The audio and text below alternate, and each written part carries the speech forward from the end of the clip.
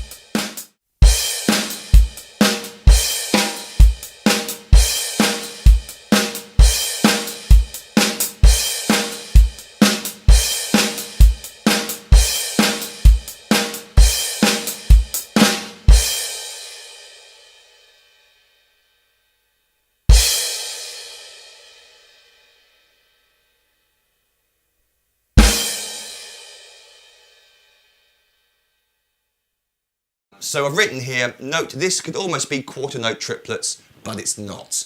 So this rhythm was really interesting. It could be played as quarter note triplets, and I see a lot of people notate it as that. But actually, if you listen to the recording, you can hear that his hi-hat is being maintained. You can see on the video as well. He's maintaining his hi-hat on eighth notes, and actually the notes aren't falling on where the quarter note triplets would be. And don't worry too much if you don't understand what a quarter note triplet is. I'll show you in a second what it sounds like. You can see he's maintaining the hi-hat, and the bass drum and snare drum notes fall on and in between the hi-hat. So we've actually got a dotted 16th or dotted 8th note pattern going across between the bass drum and snare drum, and not a quarter note triplet pattern. Don't worry if you don't want to understand what that means, I'm just going to show you instead. What we've got here for the first bar, this is what I believe he's actually playing. The hi-hat is maintaining those accents on beats 1, 2, 3 and 4. Again, you can leave those out if you want. 1, 2, I like to keep them in.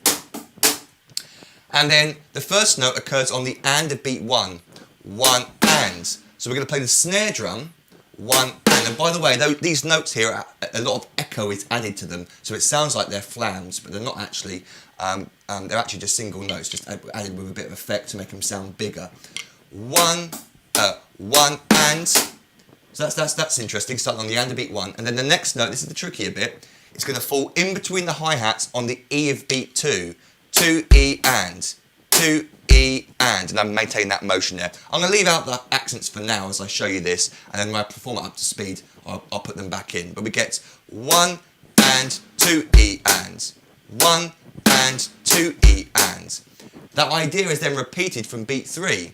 3 and a 4, 3 and a 4, and then the last note is a snare drum on the and of beat 4 and, so 4 and. Then we're going to go into a crash cymbal on page 2, which is our verse 2. So slowly, without the accents on the hi-hat, I'm going to play the last 2 bars for you. 1 and 2 and 3 and 4 and 1 and 2 E and 3 and a 4 and. Again, a bit faster. 1 and 2 and 3 and 4 and 1 and 2 E and 3 and 4 and 1.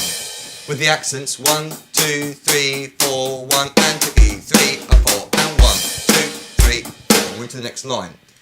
Now what I meant by quarter note triplets earlier on is you could play without the hi-hat over the top to make it much easier for you beginner drummers. This is how I recommend, or how I would teach a beginner drummer how to play the section. Don't worry about the hi-hats. Just play the notes individually, and you want to hear it as 1, 2, 3, 4. Play the first note of the hi-hat on 1, and then you're going to come down, and you might as well play it as a flam because you've got both hands free then. 1 and 2, 3, 4, and 1. Or you hear it as dum, dum, dum, dum, dum, dum. So 1, 2, 3, 4, 1. Again, 1, 2, 3, 4, 1. So you could just play it like that and leave out the hi-hat notes, the hi-hats, and that would be absolutely fine. It certainly gives that feel more power. And when I play it just between the hands and feet like that, then I do tend to feel it as triplets, quarter note triplets. But when we put the hi-hat back in, it is very strictly dotted eighth notes, notes falling on and in between the hi-hats. So again, here's the version I'm pretty sure he actually plays. 1, 2, 3, 4, 1, and 2, 3, and 4, and 1, 2, 3, 4. But you could play 1, 2, 3, 4, 1. And don't worry about counting that. That's tricky counting quarter note triplets because you're counting every other note, etc., etc.